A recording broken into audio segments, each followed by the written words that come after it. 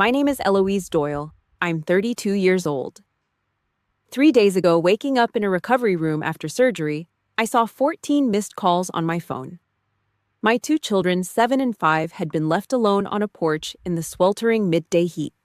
My parents, the two people I trusted with my children's lives, had walked away 3 hours earlier. I called my mother from that recovery room. Still in my hospital gown, the taste of anesthesia still thick in my throat. She picked up on the third ring, her voice cheerful, as if nothing had happened. What she said next was the last thing she ever said to me as a person with the right to see my children. Within 96 hours, using the discipline of a soldier, I stripped them of their right to be grandparents, their status as family, and every legal claim to my life. There was no screaming, just paperwork and new locks. Before I take you back to last Tuesday, the morning I dropped the kids off and drove myself to Ridgeview Community Hospital, please take a moment to like and subscribe. If you have time, leave a comment and let me know where you're listening from and what time it is there. It means more than you think. Now, let me take you back to 6:45 a.m., the day everything changed. The Ford's tires crunched on the gravel driveway of the greenhouse in Akron.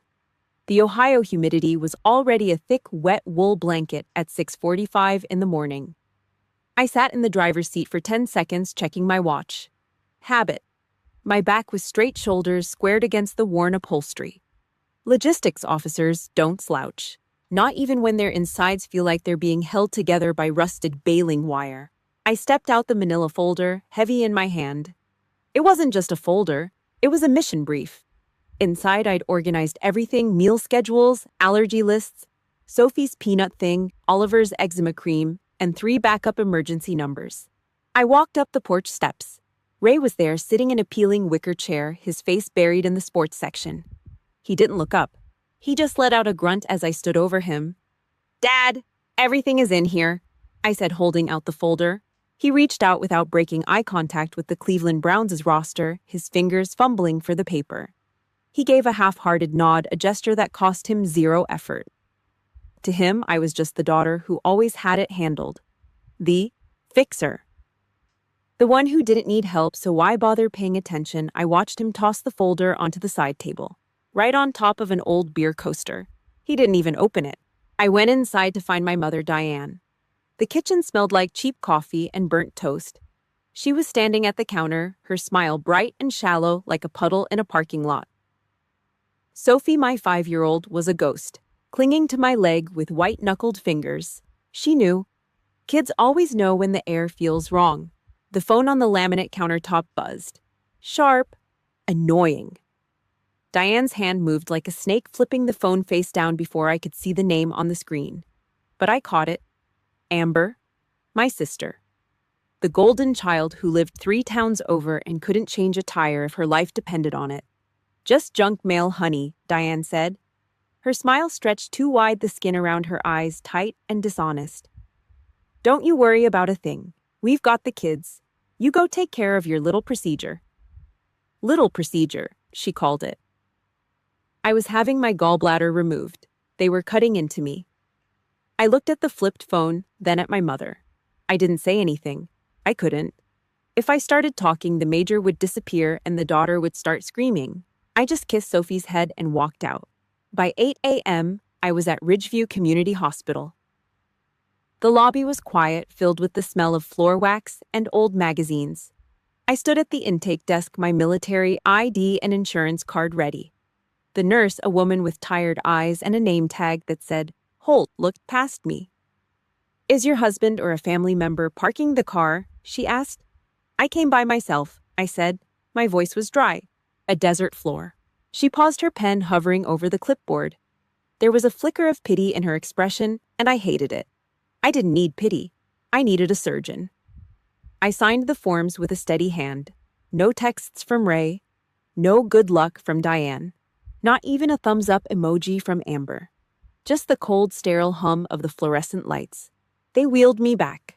The smell of rubbing alcohol and iodine filled my nose as they prepped the site. The anesthesiologist told me to count backward. I didn't make it to 90. I let the darkness take me, thinking my children were safe in that greenhouse on the hill. 2:47 p.m. The world came back in blurred edges and the rhythmic beep, beep, beep of the monitor. My throat was raw from the intubation tube. My stomach felt like I'd been kicked by a mule. I reached for my phone on the side table. 14 missed calls. All from Margaret, my neighbor, none from my parents. I called Diane. I didn't wait for the fog to clear. She picked up on the third ring. She sounded like she was at a goddamn garden party. "Oh, Eloise, you're awake." "Listen, honey, we had to leave about 3 hours ago," she chirped. Amber had a total crisis. Ricardo messed up her hair for her big date tonight, and she was just inconsolable. She needs us more right now. Your sister needs us, Eloise. You've always been the strong one. I looked at the clock. 3 hours ago. My kids were home alone. "The kids, Diane," I rasped. "Where are the kids?" "Oh, they're fine. We left them on the porch. Ray said it was a nice day." The monitor started to scream. Beep, beep, beep, beep. My heart rate spiked, hitting triple digits. The numbers on the screen blurred as my blood pressure climbed. A nurse ran in, checking the lines, asking if I was in pain. I wasn't in pain. I was becoming something else. I watched the red numbers on the monitor. 110, 120. Then I took a breath. A long, slow, tactical exhale. The heart rate began to drop. 100, 90, 85. It settled into a rhythm as steady and cold as a sniper's pulse. "Eloise, are you there?" Diane asked. I didn't answer. I didn't give her the satisfaction of a sob or a shout. I just lowered the phone and pressed the red button. I looked at the white sheets of the hospital bed, pristine and empty. My plan had collapsed. The fixer was done fixing them. I flipped the phone face down on the bedsheet exactly the way my mother had done in the kitchen. The silence in the room was absolute. It was the silence before the first strike. The fluorescent light in the recovery room buzzed like a trapped hornet. I stared at the acoustic tiles on the ceiling. I had counted them 4 times. 142 white squares. Some had yellow water stains in the corners. Most were just pristine, industrial, and cold. Exactly like the life I had built for myself in the shadow of the Doyle family. 32 years, that is how long it took for the fog to lift. I was never a daughter to Ray and Diane. I was a logistics asset. A piece of heavy machinery they pulled out of the shed when the weather turned rough and tucked away the second the sun came out. I lay there, the anesthesia still clinging to my brain like wet soot, and I let the memories cut through me. They were deeper and more jagged than any surgeon's scalpel. 10 years ago, my commissioning at West Point. I still remember the smell of heavy starch on my dress whites and the way the New York sun hammered down on the parade ground. My spine was a rod of cold iron. I was one of the best, a major to be. I had earned every inch of those bars. I scanned the front row of the ceremony. The Academy provides these folding plastic chairs, gray cheap, and uncomfortable. 2 of them sat empty right in the middle of the family section. Ray and Diane stumbled in 40 minutes late. They smelled like maple syrup and burnt coffee. They had stopped at a Denny's off the interstate because Diane just had to have their Grand Slam breakfast. My sister Amber did not show up at all. She had a weekend trip to the Jersey Shore with some guy who drove a rusted Camaro. The photograph from that day sits on my mantle, at home. It is me, standing on the dais, chin up, eyes fixed on a point 500 miles away. I am framed by those 2 empty gray chairs, a soldier standing guard over a vacuum. Then there was my wedding. Age 26. Marcus was a subcontractor back then, working 12-hour shifts in the Ohio mud. We did not want a circus. We did the courthouse thing in downtown Akron. I wore a white sundress I found on a clearance rack at TJ Maxx. The reception was a grill out in our postage stamp backyard. I did the math on a yellow legal pad that night. Total cost, $412. That included the burgers, cases of cheap domestic beer, and a cake from the grocery store. Diane stayed for exactly 90 minutes. She spent the entire time fanning herself with a paper plate. She complained that the Ohio humidity was killing her hair. She did not hug me. She just told me I looked practical and left before the first dance. 3 years later, the script changed. Amber got engaged to some guy named Bradley who sold gym equipment and had a tan that cost more than my mortgage. The engagement party alone cost $30,000. I know the number because I saw the mortgage papers on Ray's desk. He had put the house up as collateral. 30 grand for a 4-hour party at the Portage Country Club. I remember the sound of crystal clinking. It was a sharp, expensive noise that made my teeth ache. Diane had invited 300 people. I was not in the bridal party. Amber said I would clash with the aesthetic because I did not know how to walk in heels. Instead, Diane handed me a silver tray. "The catering staff is short-handed, Eloise," she had said. Her voice was thick like Caro syrup. "You are so good at organizing things. Just help out with the champagne, okay? You are so strong, honey. You do not mind." So I did it. I was a major in the United States Army, and I spent 4 hours walking around a ballroom. I served Bollinger to people who looked through me like I was made of glass. I watched Diane toast Amber. I watched Ray cry when he saw the ice sculpture. I caught my father in the hallway near the restrooms. He was tugging at his tuxedo collar. His face was flushed red from the open bar. I stopped him. I stood there, feet planted, the silver tray balanced on my hip. "Dad," I said, "you mortgaged the house for this. My wedding was $400 in a backyard. Why?" He could not even look me in the eye. He stared at a spot on the wallpaper just above my left ear.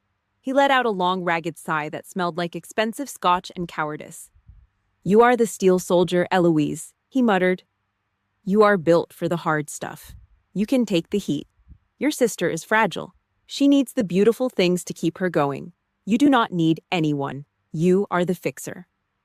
If you have ever been the strong one who got left behind while your family showered the fragile child with everything, hit that like button. I want to see how many of us are out there. Comment the word steel. If you have had to be the pillar for people who did not deserve your strength, let us show them we are not invisible. Subscribe to hear how I turned that steel into a weapon. The memory faded as a sharp pain flared in my side. I looked down at the white hospital gown. There was a small dark red stain blooming through the fabric. My incision was seeping. Steel does not bleed. But I was bleeding. I realized then that being the fixer was a trap. By being strong, I had given them permission to be monsters.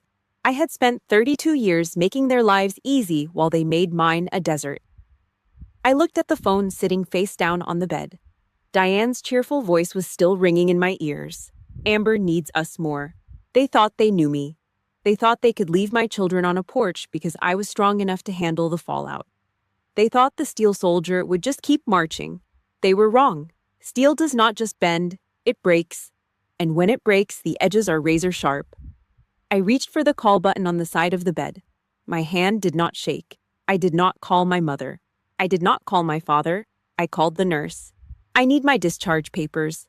I told the woman who entered. "I am leaving. Now." "Honey, you just had surgery," she said. "You cannot even drive." "Watch me," I said. My voice was a flat line. I was not the fixer anymore. I was a major with a mission. The first objective was to burn the bridge they thought I would never leave. I swung my legs over the side of the bed. The pain was white hot in my gut. I stood up.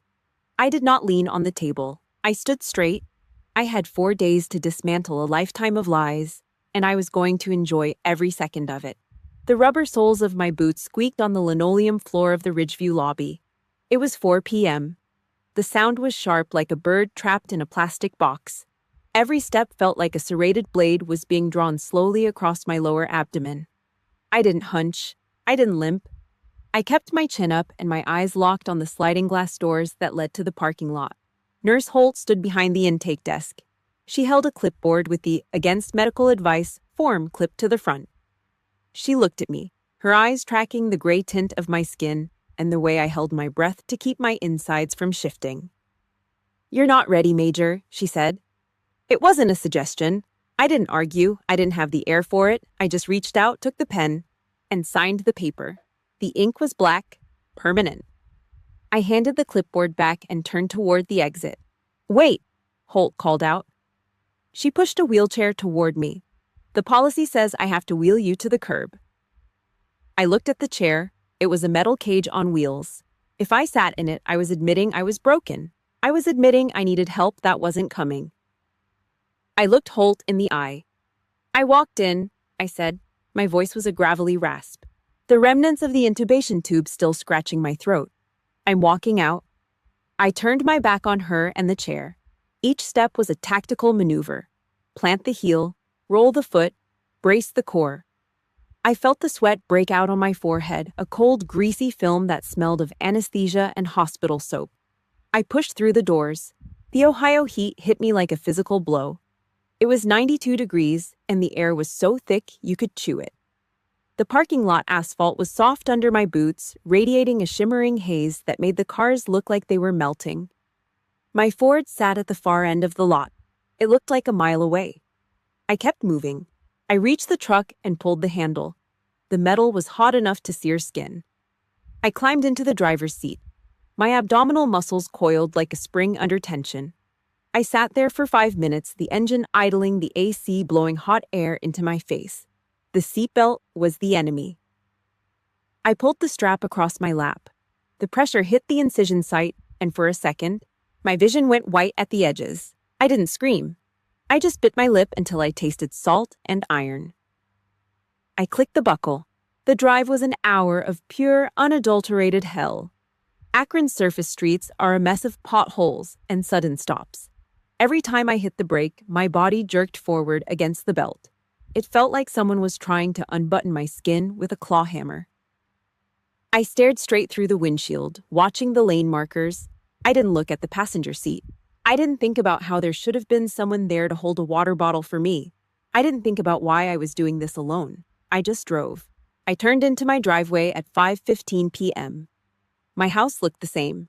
The grass needed mowing. The mailbox was slightly crooked. But on the porch, things were wrong. Margaret, my neighbor, was standing there. She was 67, a retired nurse who'd seen too much, and she was holding Oliver's hand. Oliver looked like a wreck. His 7-year-old face was streaked with dirt and dried tears.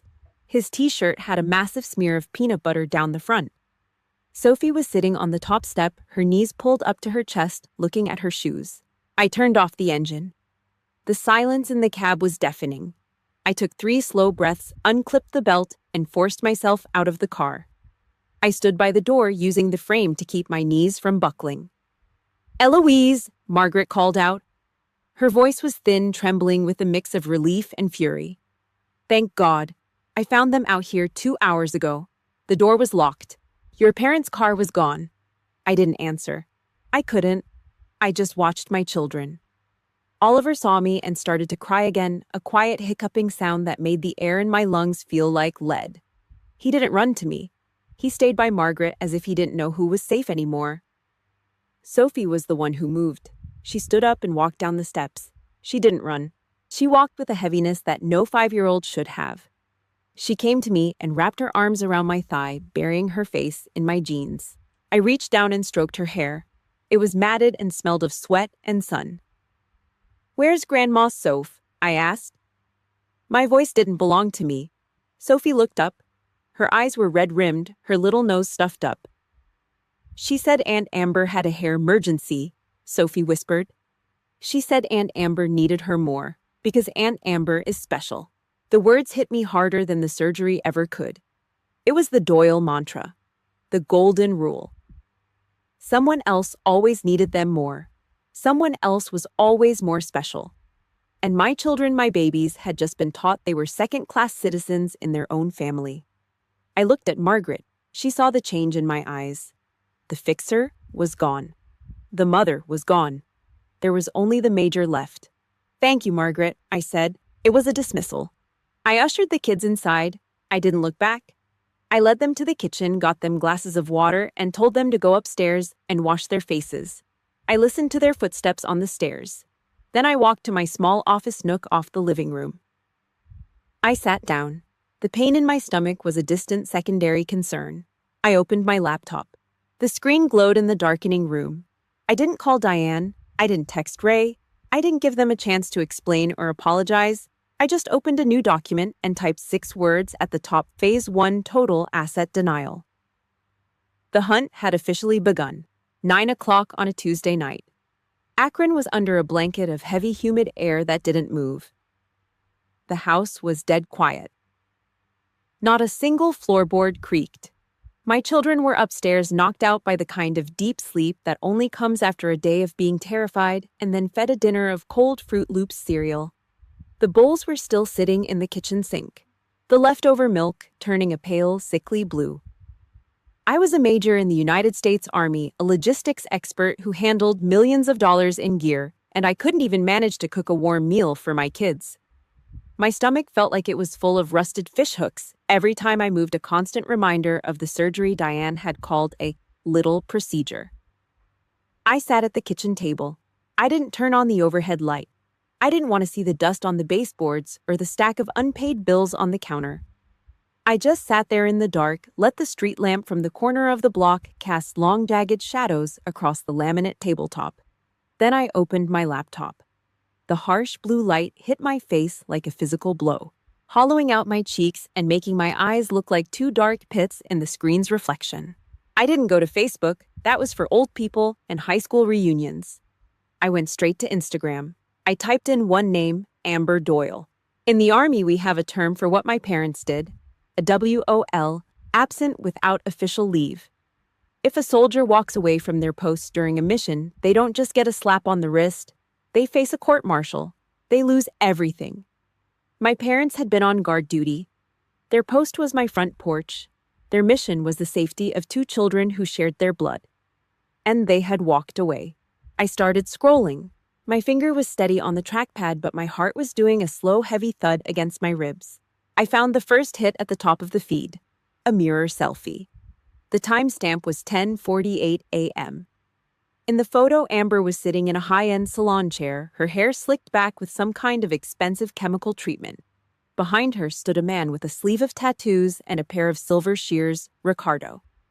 Amber was pouting at the camera, looking like she'd just survived a war instead of a bad dye job. The caption read, "Emergency Glam Session. My hair was a literal disaster before tonight's date. Mom came to the rescue at the last minute. She's a lifesaver." I stared at the screen. At 10:48 a.m., I was being rolled into an operating room.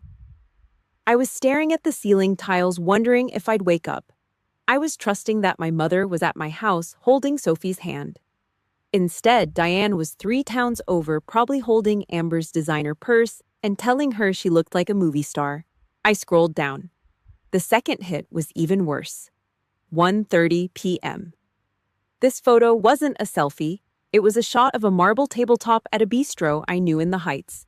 2 iced lattes sweating condensation into expensive napkins. A plate of avocado toast that cost more than a box of diapers. The caption was a knife to the gut. Late lunch with my bestie/mom. Relaxing afternoon after the hair drama. So blessed to have a family that always puts me first. 1:30 in the afternoon.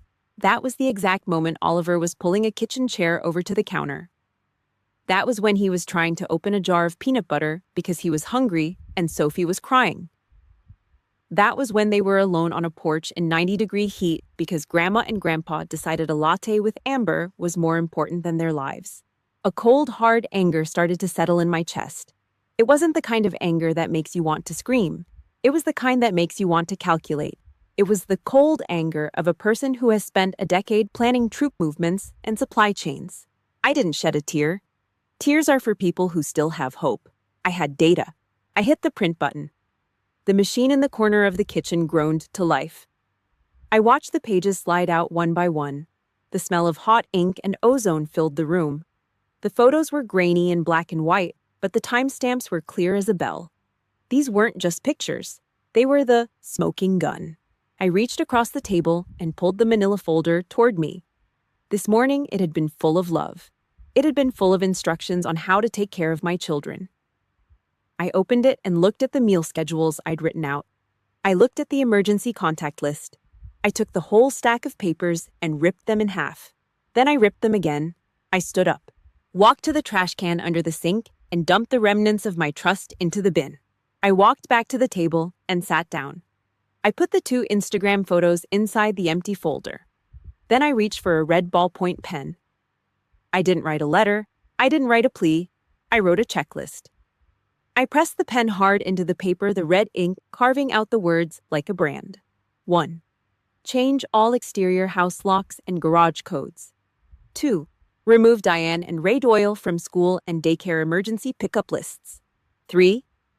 Cancel all secondary insurance beneficiaries. 4. Revoke all temporary guardianship and medical power of attorney filings. 5. Update will to specify zero contact and zero asset transfer. 6. Issue a formal no trespass warning. I finished the 6th point and capped the pen. The click echoed in the silent kitchen. I looked at the red lines on the page. In the military, we call this total asset denial. I was going to erase them. I was going to take every piece of leverage they had and incinerate it. I stood up, walked to the printer, and grabbed the extra copies I'd made. I tucked them into the folder and zipped it shut. I didn't feel the pain in my stomach anymore. I felt like I was back in uniform, standing on a line that no one was allowed to cross. I closed my laptop. The sound was a sharp final crack in the quiet house. Phase 1 is a go, I whispered to the empty room. The fixer was officially off the clock. The major had taken command. The stove clock ticked over to 12:14 a.m. The house was a graveyard of cold air and shadows, the central AC humming a low, lonely tune through the vents. My stomach incision was thumping a dull, rhythmic reminder of the day's butchery. I sat at the kitchen table, a glass of lukewarm water in front of me, and dialed Marcus. He was in Denver finishing a warehouse project. 2,000 miles of dark highway and mountain ranges lay between us. "Hey," he said, his voice thick with sleep but sharpening the second my name hit his screen. "I need to give you a sit rep." I said, my voice a flat industrial grate. I did not lead with feelings. I did not tell him my heart felt like it had been dragged through a gravel pit. I gave him the hard numbers. 2:47 p.m. 14 missed calls.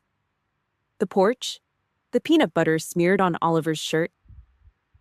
Sophie's words about how Aunt Amber was special and needed Grandma more. I spoke for 5 minutes, laying out the timeline like a map of a disaster zone. Marcus did not interrupt once. The only sound was the hollow static of the long-distance line and his breathing slow heavy like a steam boiler about to blow a valve.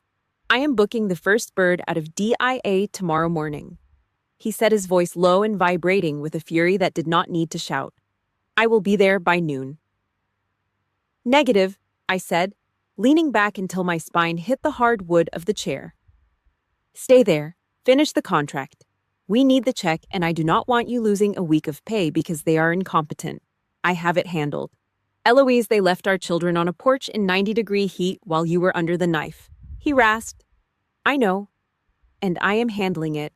I just need to know you are behind me. No hesitation. No, but they are family excuses." A long silence followed, a 2,000-mile pause. In Akron, my father would have told me to calm down. Ray Doyle would have said Diane was just being Diane and that we should not make a scene. Marcus was not my father. "You are doing the right thing," he said, the words heavy and certain. "Do what you have to do. Burn the bridge if you need to. I have your back." "Good. Go back to sleep." I hung up. The word approval felt like a thick wool coat in a blizzard. I had not realized until that moment how long I'd been starving for it. 8 o'clock Wednesday morning. A rusted white van with Dale's lock and key stenciled on the side pulled into my driveway. Dale was a big man with grease under his fingernails and a faded Bengals cap pulled low over his eyes. He did not ask why I was changing every lock on the house while I looked like I had just crawled out of a burning building. He just saw my military posture and the way my hand did not shake when I handed him the clipboard. Dale saw the bandage peeking from the waist of my jeans. He looked at the white hospital bracelet I had forgotten to cut off. He was a blue-collar guy from Akron who knew a domestic war when he saw one, but he had the decency to keep his mouth shut and focus on the brass. "All of 'em?" Dale asked, spitting a bit of tobacco juice into a plastic cup. "Every single one," I said. "Front door, back door, the side entrance to the garage. I want the rolling code on the garage door wiped and reset too." "You got it, Major." I stood on the porch and watched him work. The sound was brutal. The high-pitched scream of the metal drill bit eating through the old brass cylinders. Tiny shavings of gold-colored metal fell onto the welcome mat like industrial snow. Dale did not waste time.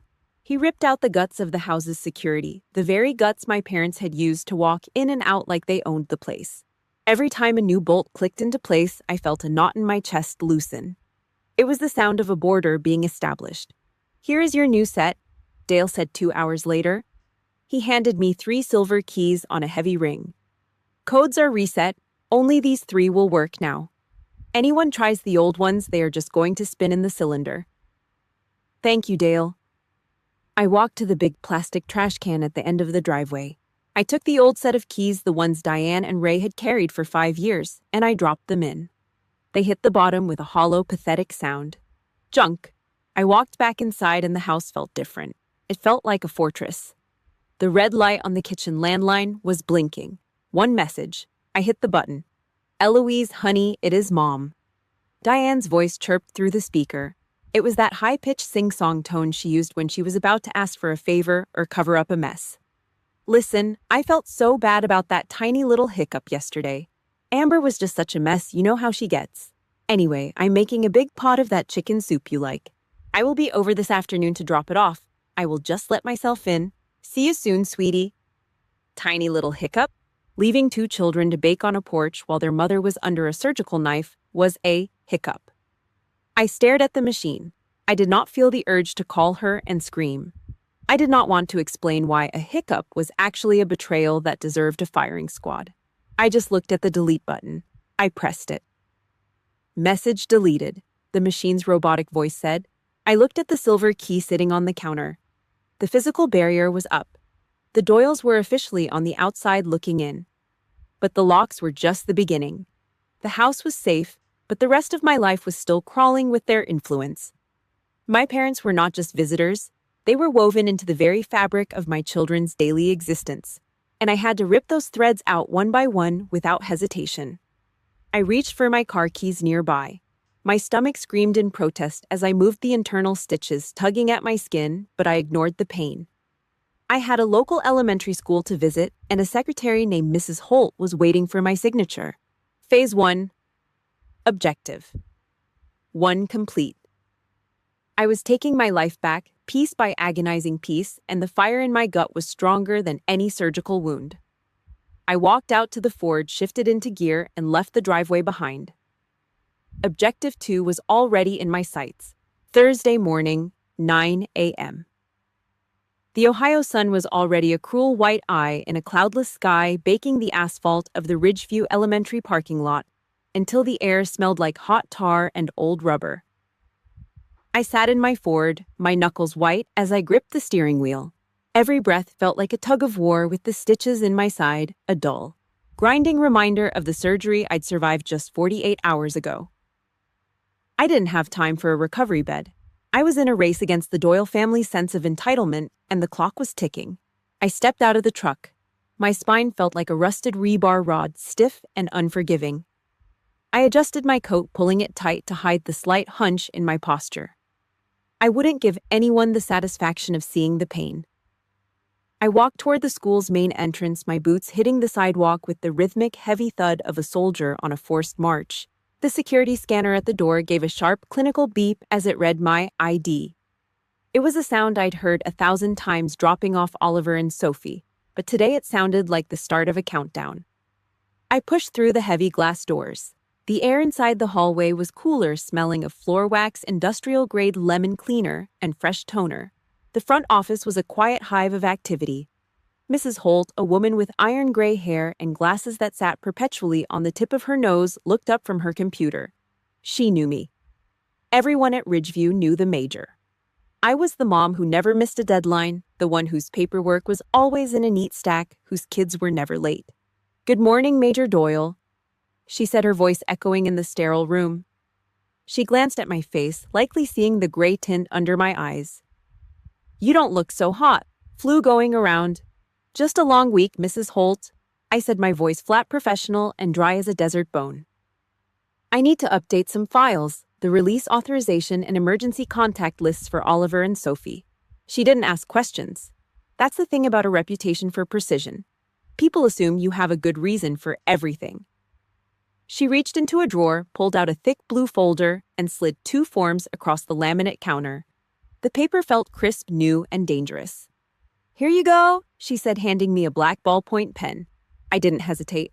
I didn't look at the photos of the kids on the wall or the grandparents' day flyer pinned to the corkboard. I turned to the back page of the forms. There they were, Diane Doyle, Ray Doyle, listed as first priority for pickup, listed as the people I trusted most in the world. I pressed the pen to the paper. I didn't just draw a line. I dug the nib into the fiber of the page, dragging a thick, heavy stroke of black ink across my mother's name. I did the same to my father's. I didn't stop until their names were nothing but jagged, dark smears on the document. It felt like I was striking deserters from the rolls of a unit. It was cold. It was final. It was 9:15 a.m. Mrs. Holt took the papers back. She looked at the blacked-out lines, her eyebrows shooting up toward her hairline. She looked at the names, then back at me. "This is a significant change, Eloise," she whispered, her professional mask slipping for a second. "Are you sure this means even if they show up at the gate, we cannot by law release the children to them?" "I am beyond sure," I said. I leaned in, my eyes locking onto hers, my voice dropping an octave into a tone that didn't invite debate. "Under no circumstances are Diane or Ray Doyle allowed to take my children from this campus. Not for a lunch date, not for an emergency, not even if the building is on fire. If they show up, you call me, then you call the police." She swallowed hard, her throat bobbing. She nodded once, a quick, jerky motion. She took the forms and fed them into the scanner. Zip, zip. The digital records were updated. On paper, in the eyes of the state of Ohio and the Ridgeview School District, my parents no longer existed as family. Objective 2. Complete. I walked back out to the parking lot. The heat hit me again, but this time it felt like victory. I reached my Ford and leaned against the hot metal of the door, letting out a breath I'd been holding since I entered the building. My stomach was screaming, the pain a white-hot flare under my bandages, but I didn't care. The phone in my pocket vibrated. It was a long, aggressive buzz. I pulled it out. One new text message from Diane. "Eloise, I'm standing on your porch with a gallon of chicken soup and your favorite sourdough bread," the message read. I could practically hear her sing-song, fake sweet voice through the screen. "But my key isn't working. It won't even turn in the lock. What is going on? Stop playing these childish games and come let me in. I know you're in there." I looked at the message. I looked at the school behind me, where my children were now safe behind a wall of black ink and administrative policy. A ghost of a smile tugged at the corner of my mouth, sharp and dangerous. The mine had gone off. Diane had stepped right on it, expecting the same old Eloise to come running with an apology. She was still standing on that porch, clutching her soup like a peace offering for a war she'd already lost. I didn't reply. I didn't explain. I just turned off the screen and tossed the phone onto the passenger seat. I shifted the truck into gear and pulled out of the lot, the gravel spitting from under my tires. The house was locked. The school was blocked. My parents were officially strangers in my life, but I wasn't done. I had a lawyer to meet at 11 a.m., and I had a few more names to strike from the record. Phase 3 was just getting started, and the Doyle family had no idea how cold the winter was going to be. Friday morning arrived with a sky the color of a bruised plum. The Ohio heat had not let up, but inside Sandra's legal office the air was chilled to a surgical 58 degrees. I sat across from her in a chair made of heavy dark oak that felt like a coffin lid. Sandra was a woman who did not waste words. She pushed 6 stapled documents across the desk. "Are you sure about this, Eloise?" she asked, her glasses sliding down the bridge of her nose. "This is not just a tweak. This is a total amputation." I did not blink. I picked up the black ballpoint pen. My hand was steady, even though the internal stitches in my side felt like they were trying to punch their way out of my skin. I did not care. I signed the first page. Scritch, scritch. I was redrawing my will. Every cent, every asset, and most importantly, the lives of my children were being moved out of the Doyle family's reach. I appointed Claire, my sister-in-law, as the successor guardian. Claire was a high school teacher in Michigan who actually liked children. She was not blood, but she was a human being. My parents were blood, but they were ghosts who only appeared when there was an audience. Sandra took the papers and stood up. She picked up a heavy red stamp. Thud. The sound echoed in the quiet office. Thud. Thud. 3 times. It was the sound of a heavy door locking for the final time. If Marcus and I died tomorrow, Diane and Ray would not be allowed to touch a single hair on my children's heads. Phase 3. Objective 1, complete. By 2 p.m., I was back in my kitchen. The light was harsh, highlighting every speck of dust on the counter. I opened my laptop and navigated to the MilConnect portal. My military ID card sat in the reader, the little green light blinking like a pulse. I logged into my SGLI, the Service Members Group Life Insurance. In the Army, we do not leave things to chance. For 10 years, Diane had been my secondary beneficiary. She was the one who would get the $400,000 payout if I died in a ditch somewhere. I looked at her name on the screen. It looked so small, so insignificant. I clicked the mouse, delete. I replaced her name with Marcus as the primary and a trust for the kids as the secondary. Then I moved to the most important document, the medical directive. This was the life or death paper. It gave someone the power to decide when to pull the plug if I was brain dead. For years, I'd given that power to my mother. I realized now that Diane would probably keep me on a ventilator just to collect the monthly disability check while she went to brunch with Amber. I revoked her power with 3 clicks. I watched the loading bar move across the screen. When it hit 100%, I felt a weight lift off my chest that had nothing to do with surgery. My life and my death no longer belonged to them. The manila folder on the table felt heavy now, packed with the legal power to destroy their influence. Saturday morning was a war of nerves. My phone sat on the granite countertop, vibrating every 20 minutes like an angry hornet. I did not pick it up. I watched the screen light up with a text from my father. "Mom's upset. She is crying in the kitchen. She even made that soup you like. Just call her Eloise. Do not make a scene. Let us just get back to normal." Normal. I looked at the red stitches under my shirt. Ray Doyle was a coward. He would rather watch his daughter bleed out than deal with his wife's mood swings. He used the phrase, "do not make a scene," like a leash. He wanted me to apologize for his wife's betrayal so he could go back to watching his ball games in peace. Then came Amber's text. "You are doing way too much. The kids were only on the porch for a little bit. Margaret is just a dramatic old lady. You are overreacting because of the meds. Get over yourself." I did not reply. I took a sip of black coffee and let the bitterness sit on my tongue. I was not overreacting. I was reacting with the exact amount of force required to neutralize a threat. Sunday morning, the sun was a blinding white glare through the kitchen window. I was sitting at the table when the phone rang. It was Amber. I did not hesitate. I tapped the screen and hit the speakerphone button. "Eloise, are you there?" "What is your problem?" Her voice came through tinny and high-pitched like a jagged piece of metal scraping against a radiator. "Mom is a wreck. Dad is miserable. You changed the locks. Who does that? You are being a total psycho. We are family." I let her talk.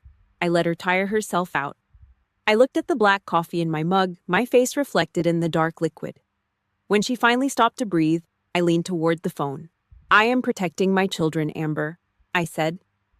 My voice was low, vibrating with a coldness that made the air in the room feel thin. "I am protecting them from a family that has spent 32 years asking me to die a little bit every day so you can feel special. The locks are staying, the school is off limits, and you are done." "You cannot do this," she screamed.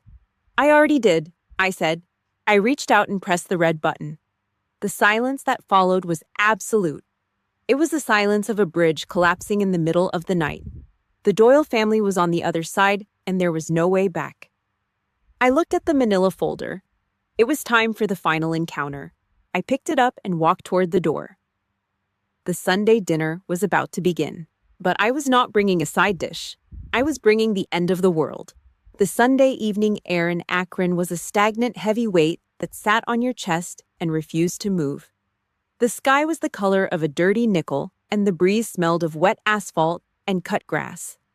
At 5:15 p.m., the sound of tires on gravel cut through the humid silence. A silver Toyota Camry pulled into my driveway, its engine ticking as it died. I watched from behind the blinds of the living room window, my back straight, my hands steady. Logistics officers don't get rattled by shadows. Diane was the first one out. She was wearing a floral blouse and a smile that looked like it had been painted on with industrial-grade enamel. In her hands, she cradled a large Pyrex dish wrapped in a checkered kitchen towel to keep the heat in. Pot roast. The ultimate weapon of the Midwestern mother designed to bury a betrayal under a layer of gravy. Behind her, my father, Ray, walked with his hands in his pockets, his eyes fixed on the cracked concrete of the walkway. Amber trailed behind them, her face buried in her phone, her thumb moving in a constant restless scroll. Diane marched up the porch steps with the confidence of a woman who owned every inch of the world. She did not knock. She did not ring the bell. She reached into her leather purse, pulled out a brass key, and jammed it into the lock. Scritch, scritch. The sound was sharp and useless. Diane's smile faltered for a fraction of a second. She tried to turn the key. It did not budge. She pulled it out, looked at it, and tried again using both hands, this time nearly tilting the Pyrex dish. The metal scraped against the cylinder, a cold, empty noise. Ray stepped up behind her, shifting his weight. Amber did not even look up from her screen. I waited until Diane was about to pound on the wood. I turned the deadbolt from the inside and pulled the door open. I did not step aside. I stood in the center of the frame, my shoulders squared, my chin up. I was a major in the United States Army, and this was my perimeter. I looked at my mother. Her smile was back, but it was twitching at the corners. Eloise. There you are. She chirped, her voice high and breathless. The lock must be stuck or something. It is the humidity, I bet. Anyway, I brought that beef stew you love. Ray helped me get this inside. It is heavy. She made a move to brush past me, the heat from the Pyrex dish radiating against my arm. No, I said. The word was a flatline. It stopped her mid-step. Diane blinked, her eyes wide and wet with fake confusion. The lock is not stuck, Diane. I said, my voice empty of anything but facts. The lock is new. I had it changed on Wednesday. The old keys are in the trash. Now, Eloise. Ray started, his voice a low, tired drone. Your mother went to a lot of trouble. Let us just go inside and talk this out like a family. We are not talking, I said. I reached down and picked up the manila folder that was sitting on the small table by the door. I stepped out onto the porch, forcing them to back up toward the stairs. The evening breeze made the white A4 papers inside the folder flutter like the wings of a trapped bird. You think a tray of beef stew fixes this? I asked, looking at the towel-wrapped dish. You think the fact that you decided my children were worth less than a hair appointment can be buried under some carrots and gravy? It was a mistake. Diane cried, the enamel smile finally cracking. Amber was in a state. We are family. I have 4 documents in here, I said, ignoring her. I pulled the first sheet out. Document 1, Ridgeview Elementary. Your names have been struck from the pickup list. The school security knows you are not allowed on the grounds. Ray looked at his shoes. Diane's jaw tightened. Document 2. I continued, my voice steady as a drumbeat. The guardianship papers. If something happens to Marcus and me, you do not touch my children. They go to Claire. You are legally invisible. I pulled out the 3rd and 4th papers, the ink dark and sharp in the fading light. Document 3. My life insurance. You are removed as beneficiaries. Document 4. My medical power of attorney. If I am on a bed and cannot speak, you do not get to decide my fate. I have stripped you of every right you thought you had. The silence on the porch was deafening. Even Amber had stopped scrolling. Diane was shaking now, the Pyrex dish trembling in her hands. You are being a total psycho, Eloise. Amber spat, finally finding her voice. It was just a few hours. They were fine. I looked at Amber. Then I looked at my mother. I reached into the back of the folder and pulled out the last piece of paper. It was a color printout of a photo from Instagram. 1:30 p.m. I said, holding the photo up so they could all see the 2 iced lattes on the marble table. While my 7-year-old son was trying to feed his sister cold peanut butter because he was hungry and scared you were laughing over lattes. You said Amber needed you more. You said I was strong. You were right about one thing, Diane. I am strong. I am strong enough to choose my children over people who do not value them. If you have ever had a family member try to buy your forgiveness with a home-cooked meal while ignoring the damage they caused, hit that like button right now. We need to see how many of us have found the courage to say no. Comment the word justice if you believe that being blood does not give someone a pass to be toxic. Subscribe so you do not miss how I finally closed this door for good. I took the photo and dropped it on top of the beef stew. Diane stared at the image of her own luxury, the evidence of her betrayal resting on the food she thought would save her. "Leave," I said. I stepped back inside and closed the door. The sound of the new deadbolt clicking into place was the most beautiful thing I had ever heard. I leaned my head against the wood and waited. Outside there was nothing but the sound of the Ohio crickets and the slow retreating crunch of gravel as the Camry backed away. The porch was a stage for a dying act. Ray stood there shifting his weight from one scuffed work boot to the other, looking like a man who just realized he was holding a live wire. Diane remained frozen, the Pyrex dish of beef stew, now an anchor she didn't know how to drop. The Instagram photo sat on top of the gravy, the glossy paper curling from the steam. It was a perfect, colorful image of a betrayal that tasted like cold lattes and expensive haircuts. We cannot just throw away a lifetime of family over one little misunderstanding. Eloise Ray muttered, his voice a low, gravelly drone. People make mistakes. We are blood. You do not just lock the door on blood. It was not a mistake, Ray, I said, my voice as cold as the tile floor under my feet. A mistake is forgetting to buy milk. Leaving your grandchildren alone on a porch while their mother is under a knife, that is an abandonment of duty. That is a choice. Diane did not look at me. Her eyes were fixed on the living room window. Through the glass, the interior of the house was a warm sanctuary. Oliver was sitting at the kitchen table, his brow furrowed in that intense concentration he had inherited from Marcus. He was holding a green crayon, pressing it hard into a piece of construction paper. Sophie sat next to him, her small hands wrapped around a juice box. Diane moved a step closer to the window. She saw the drawing. Oliver had sketched a house with a lopsided chimney and a big smiling sun. Inside the house, he had drawn 4 stick figures. Me, Marcus, him, Sophie. They were holding hands, a messy crayon-colored fortress. But it was the edge of the paper that made Diane's hand tremble. Far out in the white margin, separated from the house by a jagged black line, was a single stick figure with a scribbled mess of gray hair.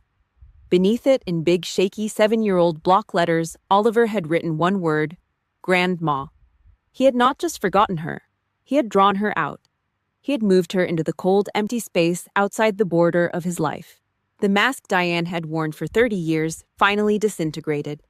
The floral blouse, the church lady smile, the pretend sweetness, it all fell away, leaving behind something sharp and small. She did not cry. She looked at me through the window, her eyes narrowing into 2 dark slits of pure venom. You think you are so smart, do you not? She hissed, her voice a jagged piece of scrap metal. You think you can just erase us? You are nothing but a cold, ungrateful brat. Wait until the next time you are sick. Wait until Marcus is gone and you are drowning. You will be crawling back to this porch. You will be begging me to help you, just like you always do. She leaned in closer, the smell of the beef stew rising between us like a taunt. You will need me, Eloise. And when you do, I am going to make you remember this night. I looked at her. I did not feel the old familiar sting of her words. I did not feel the urge to defend myself. I just felt a profound, quiet emptiness, the kind of silence that follows a controlled demolition. I will not be there, I said. I did not wait for a reply. I did not wait for Ray to sigh or for Amber to roll her eyes. I took a step back and grabbed the handle of the oak door. Slam. The sound of the door hitting the frame was a gunshot in the quiet evening. I reached up and turned the deadbolt. Click.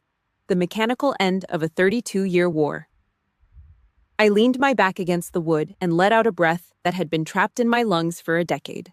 My stomach throbbed, the surgical incision pulling at my skin, but it was a good pain. It was the pain of a wound that was finally being allowed to heal. Outside, I heard the crunch of gravel. I heard the Camry's engine groan as it turned over, the rusted muffler rattling against the chassis. The sound faded, getting smaller until the Akron crickets took over again. They were gone. The hallway was dark, but a sliver of light spilled from the kitchen. Marcus stepped into the frame. He did not ask what happened. He just walked over and took the manila folder from my hand, tossing it onto the entry table like a piece of junk mail. He wrapped his arms around me, pulling me into the solid reality of his chest. I buried my face in his shirt, smelling sawdust and cedar. "It is over," he whispered. "Yeah," I said. "It is over." We walked into the kitchen together. The air smelled of butter and tomato soup, an honest smell. Oliver looked up from his drawing, his eyes bright. "Look, Mommy," he said, pointing to the house. "It is us." I sat down at the table, moving slow. Marcus moved to the stove, his hands steady as he flipped the grilled cheese sandwiches in the cast-iron skillet. The sizzle was the only music we needed. He brought the plates over. 1, 2, 3, 4. He sat in the fourth chair. There were no extra chairs. There was no extra soup. I picked up my spoon and looked at the four of us. The lights were on. The doors were locked. The perimeter was secure. I took a bite of the grilled cheese. It was warm. It was exactly what I needed. Marcus reached across the table and squeezed my hand. I looked at the empty spot by the window where the Camry had sat. There was nothing there now but the dark Ohio night and the flickering of a single street lamp. I turned back to my kids. "Eat up," I said. Tomorrow is a school day. The weeks that followed were not filled with explosions, but with a silence so thick you could almost taste it, like the static on a dead radio channel. My phone was a graveyard of notifications for the first few days. Ray sent texts that smelled of old beer and regret, rambling about how family is the only thing you have when the world goes dark. Amber took to Facebook and Instagram, posting grainy quotes about people who change and how toxicity is a two-way street. Subtle jabs. Passive-aggressive hits aimed at my character. I did not engage. I did not type a single word in defense. Defense is for people who think there is still a trial going on. My verdict was already rendered. I sat on the back porch one Tuesday night, the air cooling as Akron moved toward June. I opened my contacts. Ray, block. Amber, block. Diane, block. Every aunt-uncle and cousin who had stayed silent while I bled out in a recovery room was wiped from the screen. It was not an act of anger. It was a maintenance check. I was clearing the line of interference. I had won the war the second I turned that new deadbolt on Sunday night. My radio was finally clear. The hardest part was not the silence from them. It was the questions from the kids. Sophie was 5. Her world was small, built out of stuffed rabbits and the way the light hit the hallway floor. She did not understand why the silver Camry was not in the driveway anymore. She did not understand why there were no more jars of jam from Grandma's kitchen. On a rainy Thursday night, I was tucking her in. The room was warm lit by a soft yellow nightlight that cast long shadows of her dollhouse against the wall. Sophie held her rabbit tight to her chest, her eyes wide. "Mommy," she whispered. "When is Grandma coming back to play?" I did not flinch. I sat on the edge of her mattress, the springs creaking under my weight. I smoothed the hair back from her forehead. I did not lie. Children in my house are raised with the truth because the truth is the only thing that keeps you from getting lost. "Grandma made a choice, Sophie," I said. My voice was steady, the voice of a commander briefing a scout. "She made a choice that was not safe for you or Oliver. And my job, the most important job I will ever have, is to keep you safe. That means Grandma cannot come back." "Did I do something bad?" she asked. "No, baby. You were perfect." But sometimes grown-ups forget how to be good. And when they forget, we have to close the door until we can be sure the house is safe again. She nodded, her eyes dropping as sleep began to pull at her. She did not ask again. She trusted me. That trust felt heavier than any rucksack I had ever carried. It was a debt I intended to pay every single day for the rest of my life. People like to talk about how cutting off your family is the hardest thing a person can do. They say it takes a certain kind of coldness to walk away from the people who gave you life. They are wrong. They have never stood in the middle of a crowded room for 32 years and felt like a ghost. They have never trained their own parents to ignore their needs, just so there would be peace at the dinner table. They do not know the bone-deep exhaustion of being the strong one, while everyone else eats your strength like scavengers. Ripping the Band-Aid off is easy. Living with the infection for 3 decades, that was the hard part. I walked out of Sophie's room and found Marcus in the kitchen. He was cleaning the countertop, moving with the quiet efficiency of a man who knew exactly where he stood. He looked up as I entered. He did not need to ask. He just poured me a glass of water and set it down. I thought about my rank. Major. I'd earned that title in the dust of foreign lands, leading people through situations where the wrong choice meant a body bag. I had spent my entire adult life following orders or giving them, all in the name of a country that did not know my name. But as I stood in my own kitchen looking at the man who stayed and the hallway where my children slept, I realized I had finally found a territory worth the fight. This was not a mission. It was not a tour of duty. This was my country. These four walls, these three people. Rerouting my life was the simplest withdrawal I'd ever ordered. I had spent 32 years paying the price of admission to this moment. I'd endured the neglect, the gaslighting, and the slow-motion betrayal just to reach the point where I felt I had the authority to say, no more. 4 days, 6 legal documents, 1 new set of locks, and a door that was now a permanent border. I walked to the front door one last time. I checked the handle. I checked the deadbolt. I looked through the peephole at the empty driveway. No silver Camry.